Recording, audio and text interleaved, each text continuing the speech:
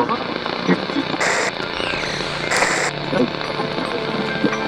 great ideological battle unfolded between the Cuban Revolution and the Yankee imperialists. We accuse the U.S. government. Who did they represent there? Selling to the Batista dictator. Whom did they speak?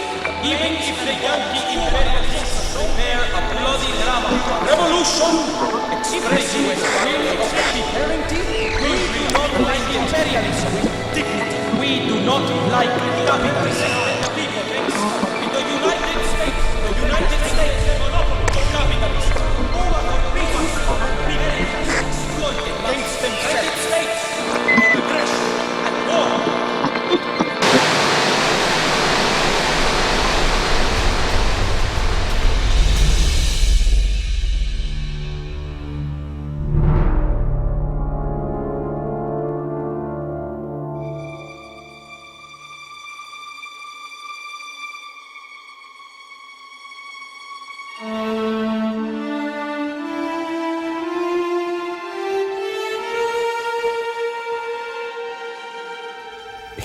All his life, he's had certain ambitions and certain goals, and among them, perhaps above all the others, is his own sense of personal destiny, a sense of grandiosity, that he was destined even from childhood for some kind of greatness.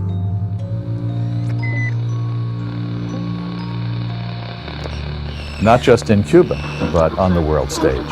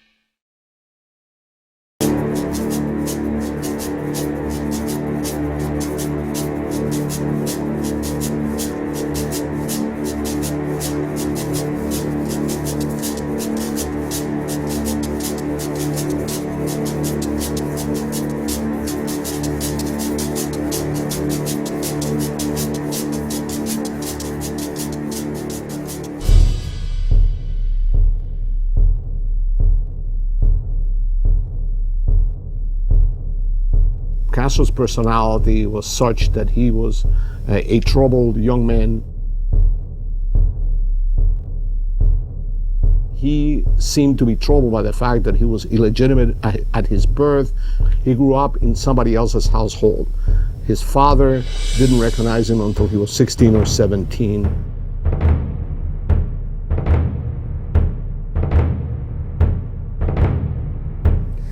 I think he's a very frustrated individual because of his origin. He was a bastard son. He always have resent that. His father would not even have him at his home. He had to be, as I understand, and from information, that he had to live with some Haitian or Jamaican family for a while because his father would not allow him to go there. So he grew up with a tremendous complex.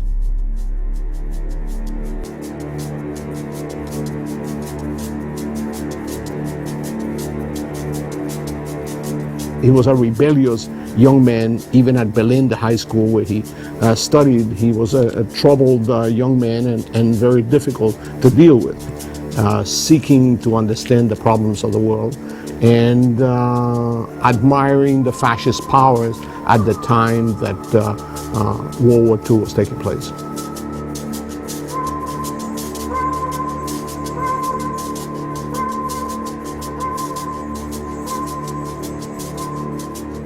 He certainly felt a sense of destiny and had since childhood.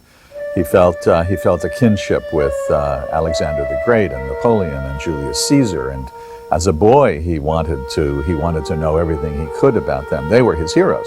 There were no Democrats who were his heroes, no elected officials anywhere who were his heroes. They were warriors and they were conquerors. I think that he was beginning to dislike the United States, beginning to see himself as a leader in school, but not yet really formed. Most likely when he was a student in high school at Berlin, where he was influenced by anti-American ideas. This was at the time of World War II. Fidel Castro read Primo de Rivera, which is the leader of the Spanish Falange, or the fascist branch, and he became an admirer of Primo de Rivera and an enemy of the United States. I think that's probably the beginning of his anti-Americanism. I think the genuine anti-American feelings developed at the University of Havana. The first gesture are speeches in which he attacked the United States role in Cuba, particularly during the War for Independence, in the 1933 revolution. When Fidel studied Cuban history, when he became really immersed in Martí, in the Platt Amendment, in the Spanish-American War, and it was his belief, and it was the belief of probably most of his professors at the University of Havana, that the Mambises, the Cuban guerrillas, would have won. They would have defeated Spain. And then suddenly the United States and Teddy Roosevelt intervene in that war, and they steal Cuban independence. The Platt Amendment justified military interventions by the United States. So Cuba did not really achieve full independence until the mid-1930s. Fidel greatly resented all of that.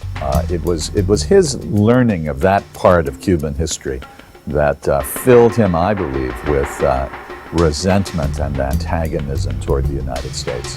So he's trying to cast himself as the continuator, or the guy that have fulfilled the revolution that started in 1898 against Spain. Now he's fulfilling it against the United States and bringing Cuba its true independence. It also gave him a purpose, a political purpose, that he would complete the liberation of Cuba from American influence, from American intervention.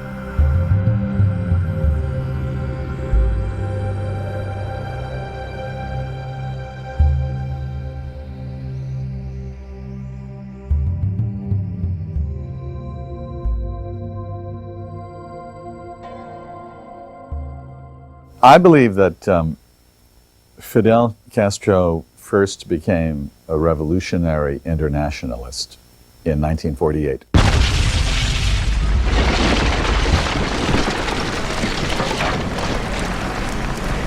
Well, the Bogotazo, as you know, was an attempt by Perón and the communists, which coincided in Colombia, Bogota, during the Inter-American meeting there, to try to disrupt the meeting.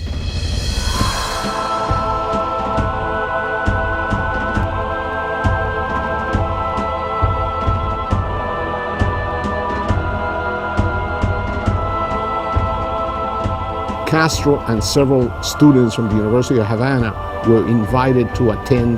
Their trip was paid by the Peronistas and by Perón.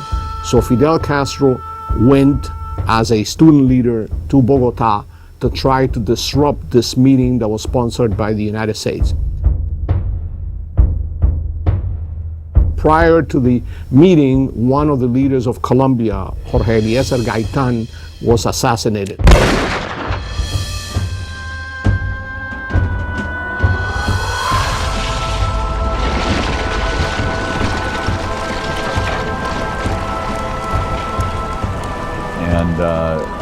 huge, massive riot occurred.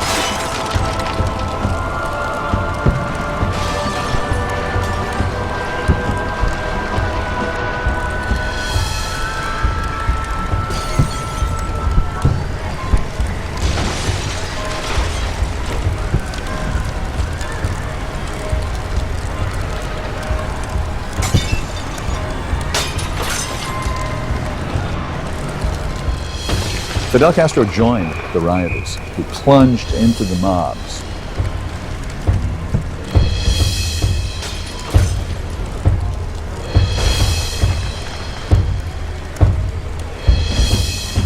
Began to roam the street, He rioted with them. distributed anti-U.S. propaganda, He sought a leadership position among the rioting Colombians. and he went on the radio and saying, this is a communist revolution. He was able during the riots to acquire weapons, including a gun and ammunition.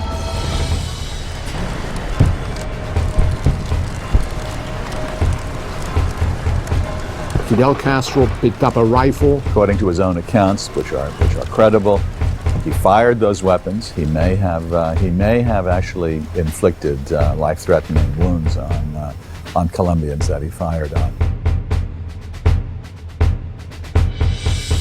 I think it was in those days that his commitment to violent revolutionary internationalism was cemented. I think that in Bogota, the experience in Bogota gave Fidel the conviction, for the first time in his life, that all of Latin America could be an arena for his grandiose revolutionary ambitions. He had an earlier experience, a year before, in the summer of 1947. In 1947, he joined a group of Dominicans. On a small Cuban island off the north coast, Cayo Confites. He got training in the use of weapons, in the use of guerrilla and military activities to try to overthrow the Dominican dictator, Rafael Trujillo. It is interesting that this is an 18, 19-year-old young man at a very early age being trained in the use of weapons, in the use of violence. And this is one of the things that characterized Fidel from an early year. He's an action man, and he is one willing to use violence to achieve his political objectives.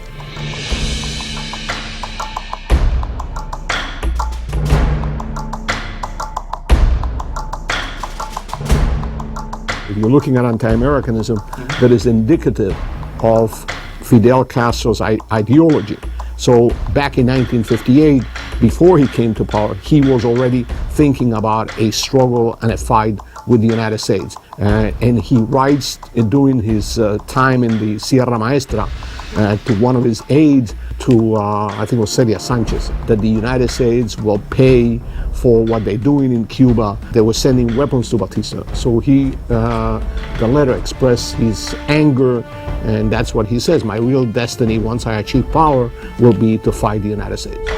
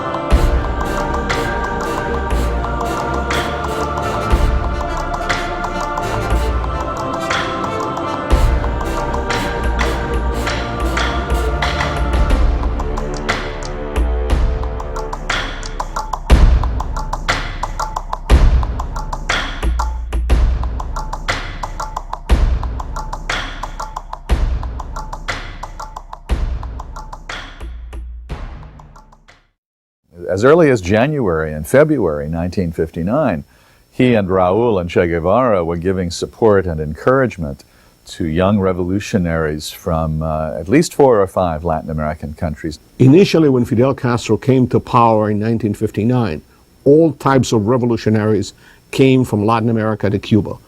And this was a disorganized movement of support for all these groups. Castro provided them housing, money, some weapons, some training. Small guerrilla groups were forming with Cuban assistance and encouragement, and expeditions were launched with Cuban support in the early months of 1959 from Cuba. But then later on, he became more organized, created the Americas Department. The Americas Department was an office within the Communist Party of Cuba, and that became the center of support for revolution in Latin America. And in his oratory and speeches, Fidel, it was unmistakable that Fidel was encouraging, he was fomenting revolutionary activism against dictators. The important thing was that the conditions internally in their country could provoke a rebellion.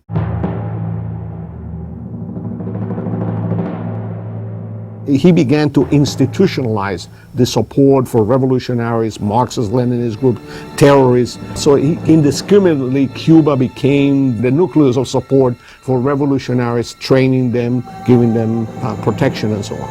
Soon he was also training guerrillas to go and fight against not just dictators, but against democratically elected presidents. Fidel Castro probably saw his principal enemies in the Caribbean as being Trujillo in the Dominican Republic and Somoza in Nicaragua. They were despotic, brutal, even grotesque leaders, Somoza and Trujillo. But Fidel Castro was waging war against them, clandestine war through his intelligence apparatuses that already were forming.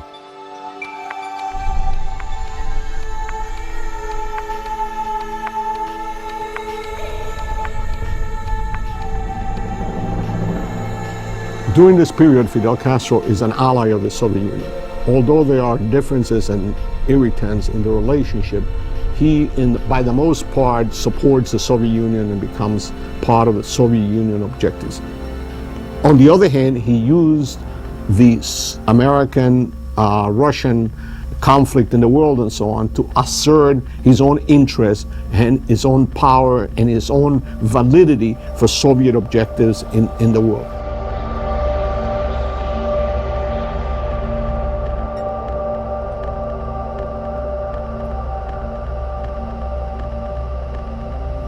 Well, the Bay of Pigs was one of the best things that ever happened to Fidel.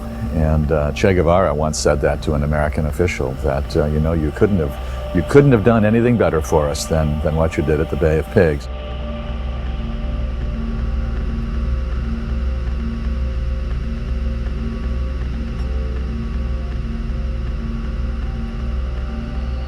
It cemented, consolidated Fidel's power in Cuba.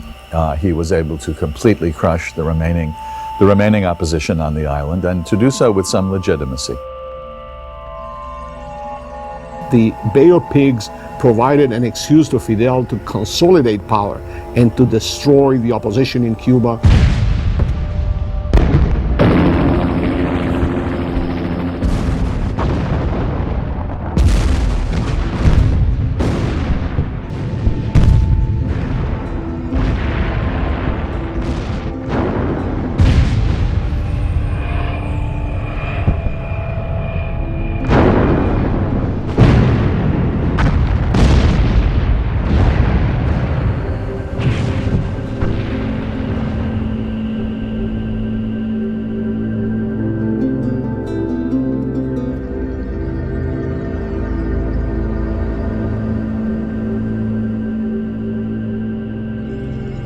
He arrested thousands of people.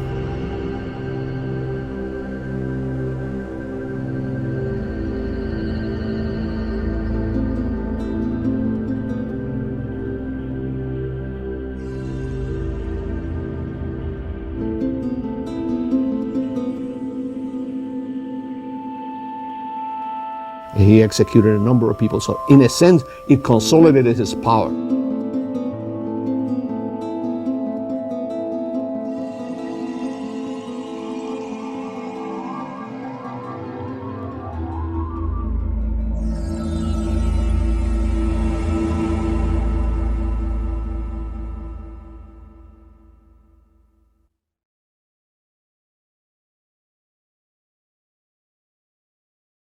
Well, I think a turning point is the missile crisis. So the failure of the United States to act at the Bay of Pigs encouraged the Soviet Union, number one, to get more involved in Cuba, and number two, and the more critical thing, to introduce nuclear missiles into the island.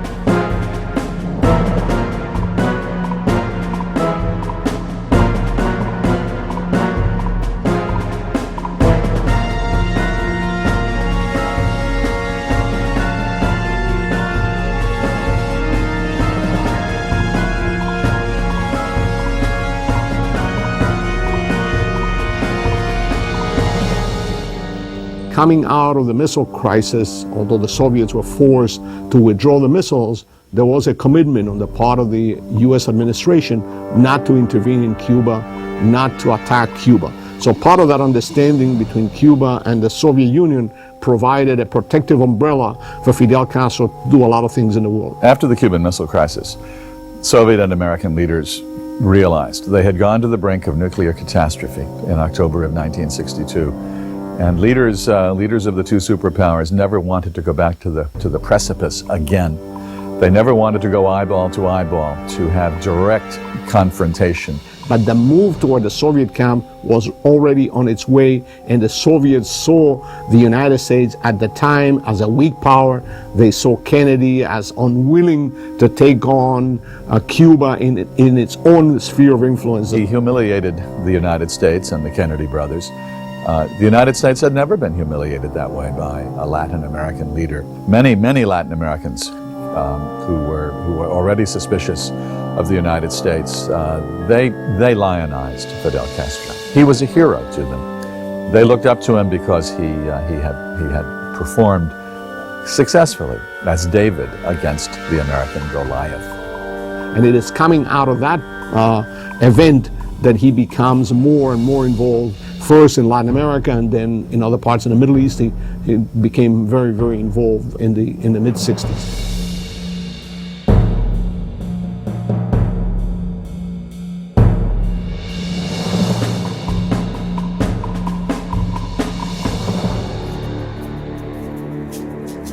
After the Bay of Pigs, the Cuban efforts to support revolutionary internationalism in many Latin American countries greatly increased.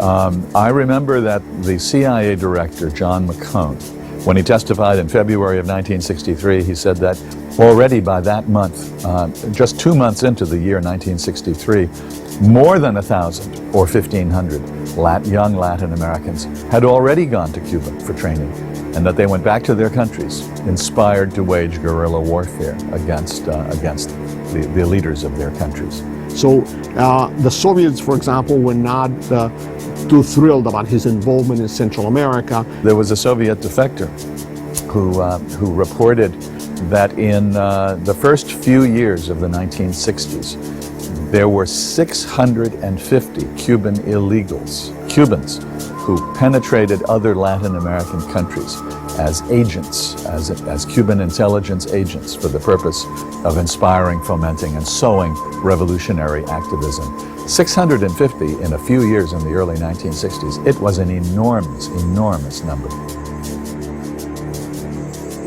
By the time that Fidel openly espoused Marxism-Leninism, after he proclaimed that he was a Marxist-Leninist, would be one until the day he died, he was waging revolutionary internationalist violence against regimes throughout Latin America in favor of Marxist revolutionary replacement regimes.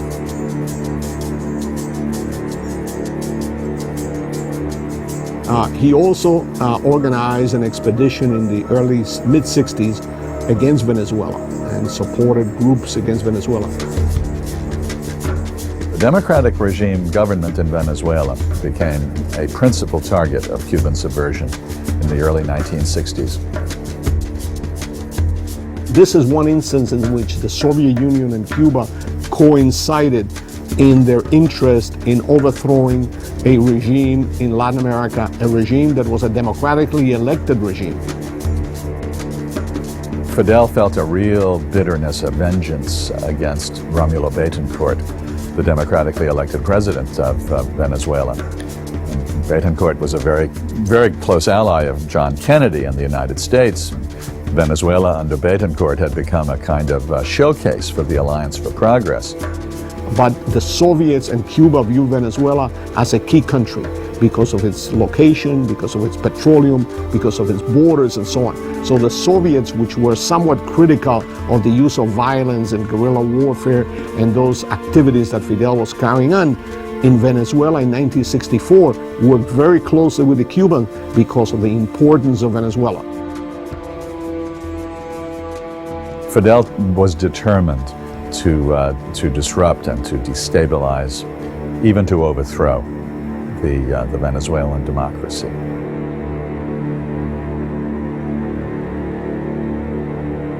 The Cuban Americans who were assisting the CIA or working for the CIA were advising Latin American governments, advising Latin American militaries and services, security services, in ways to defeat the Cuban efforts at subversion.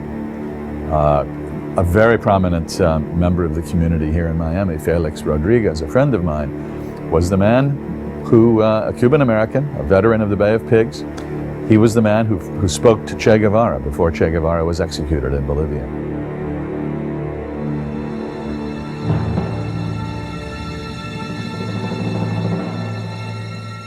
We were told before we went there that if by any chance he was captured, try to keep him alive at all costs. That was our instruction in Washington before we left. But at that time, it seems like a very remote possibility. The information came about 11 o'clock in the morning from Major Saucedo, the head of intelligence, that perhaps Che Guevara was captured. And we were able to verify by radio, by our radio, that indeed Papá was el extranjero, he was the foreigner, that it was Che Guevara. And at that point, I asked Colonel Centeno I wanted to accompany him on the following day to meet Che. So the colonel told his officer that he knew how much harm this man had done to my country, and if he didn't mind, he would take me, with him.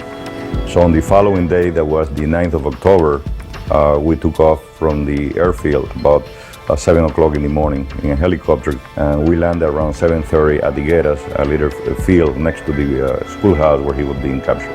So they called me and I had the instruction 500, 600. In the simple code that they had created, 500 was Che Guevara, 600 was dead, and 700 was alive. So I asked to be repeated, and they reconfirmed 500, 600. So when Colonel Centeno came to where I was, I called him aside, said, "Mi Coronel, this order from your high command to eliminate the prisoner. The order from my government is try to keep him alive at all costs." He looked at his watch and he told me, "Felix, you have until 2 o'clock in the afternoon to interrogate him. I want your word of honor that 2 o'clock you will bring me back the dead body of Che." Times that I was in front of him, talking to him, my mind just flew out to the area where, when I remember him, visiting the Soviet Union and visiting Mao Zedong in China. I mean, that the image of that arrogant man in a coat with those leaders, and now to see him in rags in there, it was a tremendous difference. When I first got into the room by myself, he was tied down in the floor like I said, and I look at him and say, Che Guevara. And then he looked at me and say, very arrogant, and say, nobody talks to me, nobody interrogates me. So I went back to him and say, Commander, I didn't come here to interrogate you, I just want to talk to you. You were ahead of a stay in Cuba and you are like this because you believe in your ideals, even though I believe they are mistaken. I just want to talk to you. So he looked to me for a while to see if I would laugh. When he saw that I was serious, he said, can you untie me? Can I sit? So I called a soldier from the outside and we untied him and sat him in a little bench that we had in that room. And then we started talking about different things.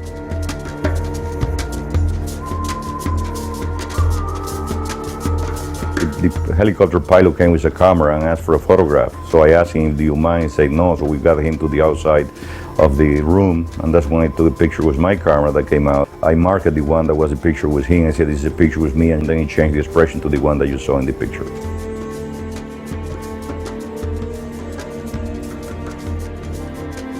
At that point, he thought he was going to be a spur.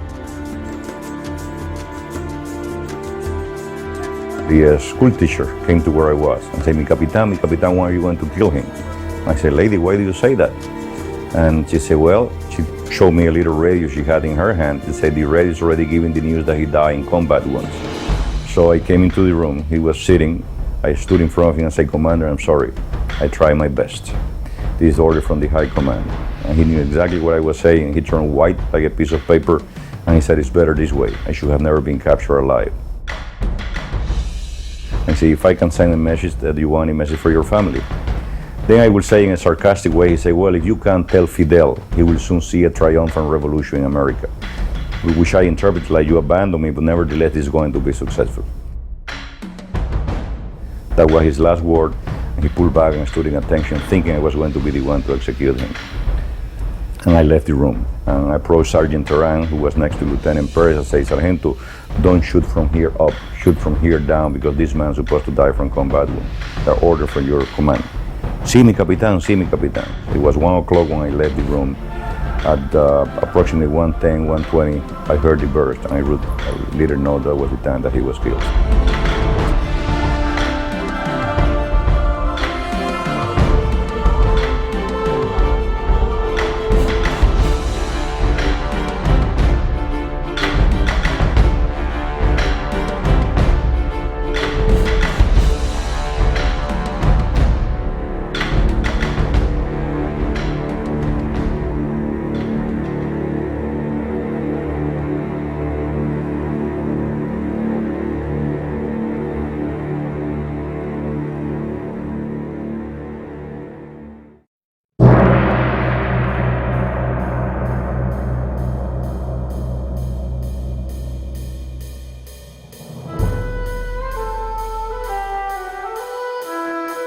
Oh, Fidel had committed Cuban resources to the Vietnamese, to the Viet Cong, and to the North Vietnamese government probably from the earliest days of the conflict there, from at least the earliest days of the American involvement in that conflict.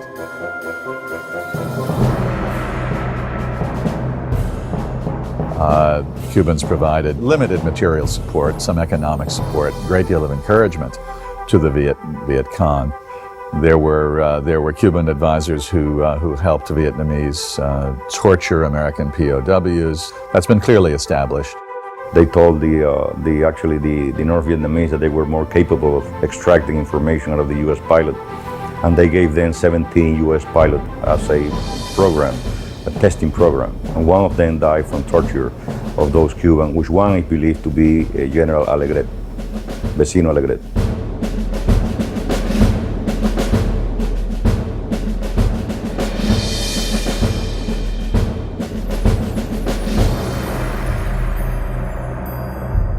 Fidel once, in late 1973, if I recall, Fidel traveled to North Vietnam and then went to an area of South Vietnam, a so-called liberated area of South Vietnam, in an area where an American military base had been overrun by North Vietnamese Viet Cong forces.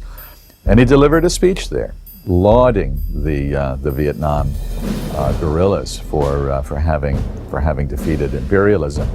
And he predicted accurately, as it turned out, that imperialism, as he put it, would be defeated in Vietnam and the United States would be expelled from Vietnam. And that happened not too long afterwards.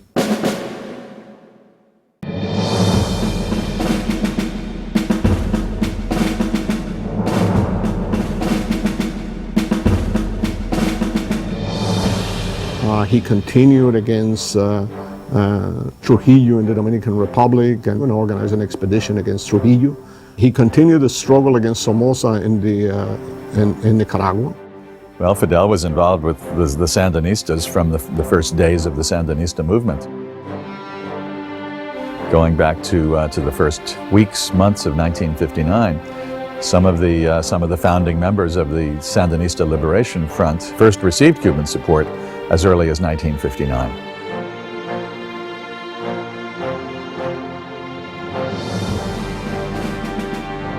But it was not until mid and late 1970s that massive amounts of Cuban support was provided to the Sandinistas. The only place that armed struggle was close to success in Latin America was in Nicaragua. And I don't believe that their military victory against Somoza in the summer of 1979 would have been possible, at least not on the accelerated timetable in which it took place. It would not have been possible without the massive covert military support that was funneled into Nicaragua by Cuban intelligence and military agencies. They then proceeded to establish a revolutionary Marxist-Leninist regime. They called it socialist. They adopted just about every model of the from Cuban experience. They followed Fidel's model, were providing extensive support to the revolutionary Marxist movement in neighboring El Salvador and in other Central American countries as well, including Guatemala. So in late 1985, when they had a problem in getting some support of airplanes for the Nicaraguan resistance out of Honduras that was stopped by the Honduran government, that's when Colonel Norris asked for my assistant to set up what he called maintenance situation out of El Salvador. And of course, it was the interest of the Salvadorian, because they knew that all the weapons that was being received by the Salvadorian guerrilla, they came through Nicaragua, sponsored by Cuba.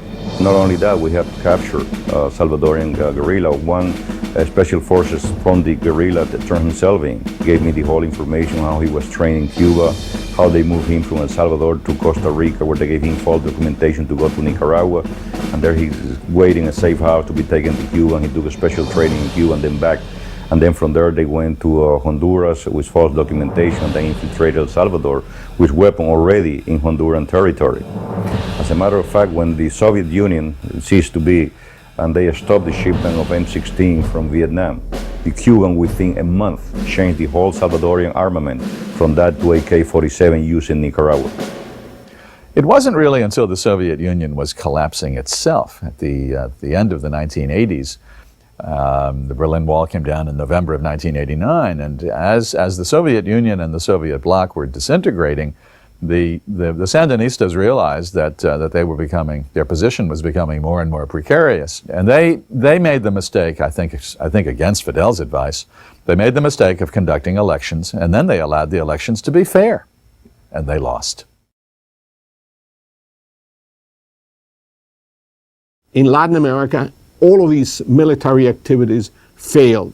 Not in Africa. In Africa, he was successful, but he was successful through conventional warfare, which was the use of military support from the Soviet Union and conventional armed forces of Cuba.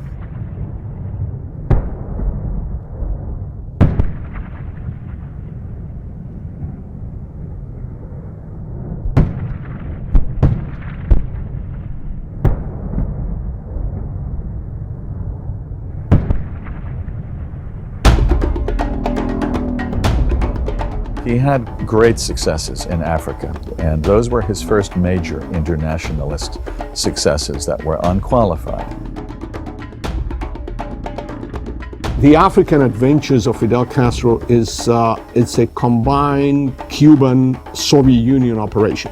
The Cubans provided the manpower, the Soviet Union provided the weapons and the transportation. This is happening at the time that Angola is becoming independent from Portugal. So there are several groups there fighting for independence against Portugal. When he sent massive numbers of Cuban troops and intelligence personnel to Angola in 1975, the Cubans helped to defeat South African forces, military forces in battlegrounds. There were Cuban Americans, veterans of the Bay of Pigs, who worked as contractors or employees of the CIA. And they were on the ground in Africa, in some of the same areas where Che Guevara was trying to organize large guerrilla conflicts against the local governments. So there was in Central Africa in the mid-1960s, there were places where Cubans were fighting, were engaged against other Cubans. The Cuban assistance consolidated a Marxist-Leninist revolutionary regime. The movement for the liberation of Angola, which was a Marxist movement and very close to Fidel Castro. Fidel Castro was interested in being an activist in the world. He owed the Soviet Union the fact that the Soviet Union was supporting Cuba economically and militarily. So both of them got together and decided to put Cuban troops in Angola in support of the MPLA. They were victorious. The MPLA came to power and remained in power for a number of years. And then 2 years later, the Cubans assisted the Ethiopian Marxist-Leninist regime in the Ogaden War in the Horn of Africa. He became involved in the dispute between Ethiopia and Somalia. So he supported Somalia against Ethiopia. He became involved in the Sudan. He helped in the founding of Namibia. Those were very, very substantial successes. Fidel Castro's credibility, his appeal, rose to such heights after those contributions to those victories in Africa that he was elected president of the non-aligned movement. And he went to Africa and was saluted and welcomed as a great liberator of Africa. A remarkable achievement, if you think when you think about it. He got that honor in 1976. And he was at the same time accepting billions and billions of dollars in Soviet assistance, economic and military assistance. He was a loyal, compliant ally of the Soviet Union. So how could you be the incoming president of the non-aligned movement at the same time that you're a loyal and compliant dependent of the Soviet Union? Keep in mind that there was about $5 billion of economic assistance that flowed into Cuba annually from the Soviet bloc, plus another $1 billion of military assistance, free military supplies from the Soviet bloc. All of those subsidies ended in 1990-91, and the Cuban economy was thrown into chaos. Cuba's economy shrunk by anywhere from 40 to 50%, and Cuba went into severe depression.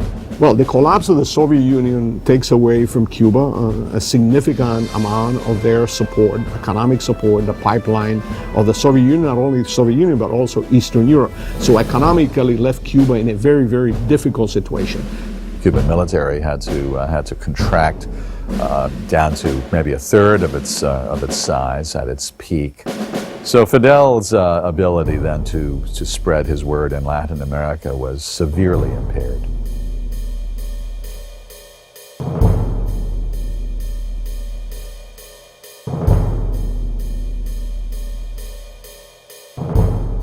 Nevertheless, in 1990, Fidel Castro calls a meeting of communist leaders from various parts of the world and proclaims that they have to prepare themselves so when communism can return to power. One. And two, he changes his tactics in Latin America, not his strategy. His strategy is achievement of power, achievement of regimes that are anti-American. His tactic now is, well, let's do a low-key support to Latin American countries that are interested and leaders that could become future presidents of the country. Let's create an organization or a network to support this peaceful road to power. Now we have a network of countries that are in power at the time that the United States is complacent that the communism has fallen, that they've been victorious in the Cold War, and they're looking to other things, and primarily internally Castro is working with his allies in Latin America to build a network against the United States in each one of these countries.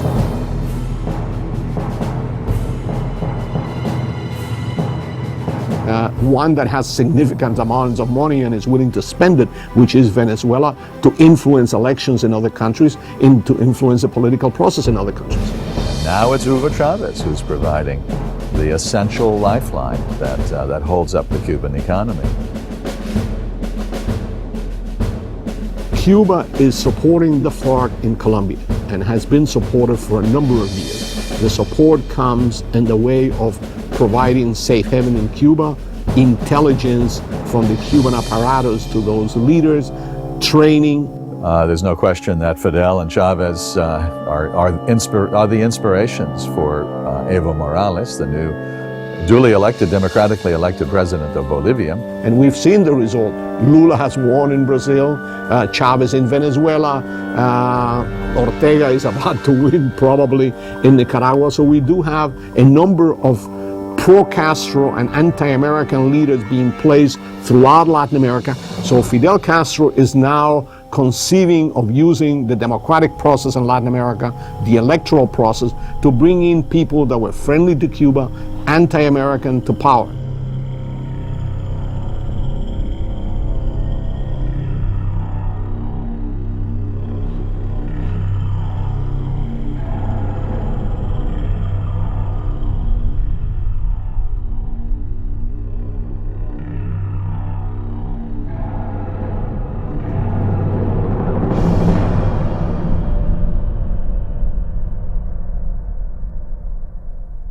He uses terrorism, he uses violence whenever he can.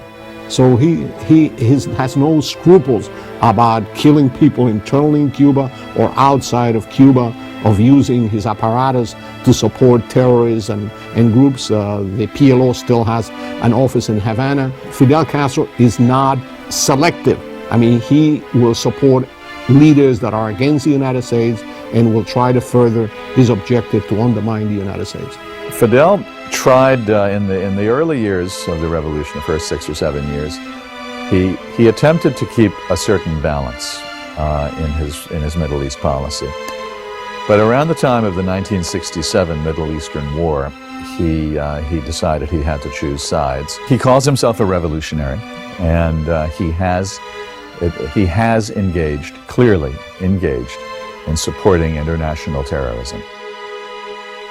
Fidel was interested in the Middle East, in the Algerian, the kindred Algerian revolutionary government, and the Cuban government was providing support to some Middle Eastern groups.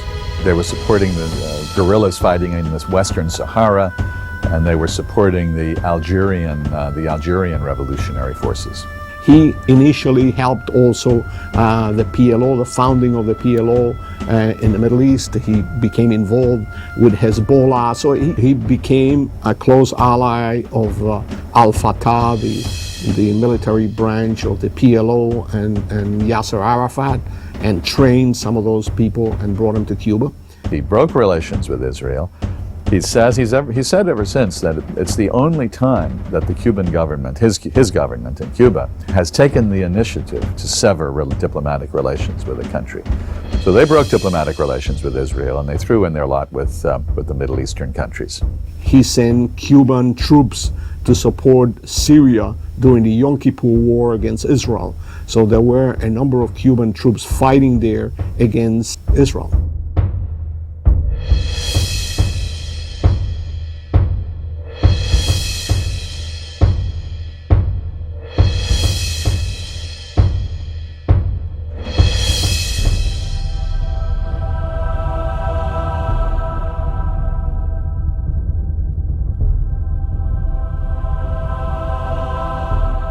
Cuba, since the early 1980s, has been on the State Department's list of state sponsors of international terrorism. And in my book, After Fidel, I devote an entire chapter to the terrorism that Fidel supported in the United States by supporting and encouraging and funding and supporting Puerto Rican guerrilla and terrorist organizations.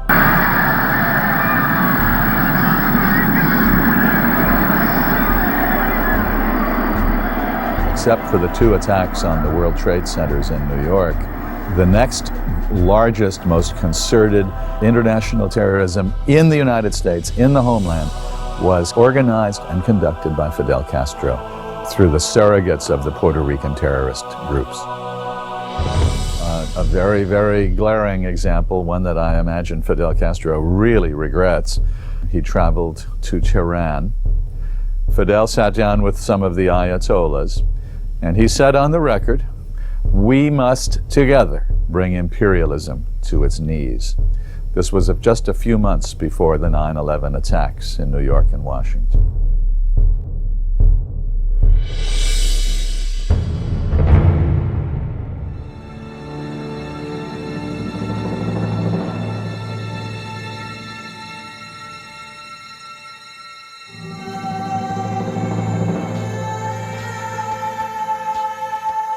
Fidel, there's no other world leader today who has been in power as long as Fidel Castro. If he lasts another year or two, he will have governed Cuba longer than any leader in the history of the Western Hemisphere since Columbus. It's been an extraordinary record, but it's also an abominable record. That he has allies in Venezuela, in Bolivia, in Brazil, that the wave of anti-Americanism has increased in Latin America, that he has been able to destroy capitalism and destroy the United States? No. So he hasn't achieved his ultimate objective, but he has achieved partial and significant objectives in Latin America and in other parts of the world. Angola is a country in shambles today, and so is Ethiopia. The Nicaraguans are still trying to put together the pieces of their country after the years of the Sandinista dictatorship. Not to mention the condition of Cuba itself today.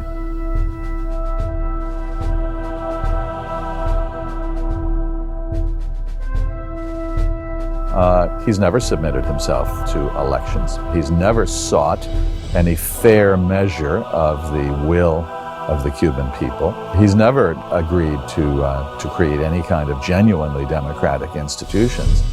He's run Cuba with an iron fist, with a fierce determination, and with a singular purpose, above all, the singular purpose to maintain and to preserve his absolute personal hegemony over the lives of just about everybody on the island. If he wanted to normalize relations with the United States, he could have done a lot of things differently.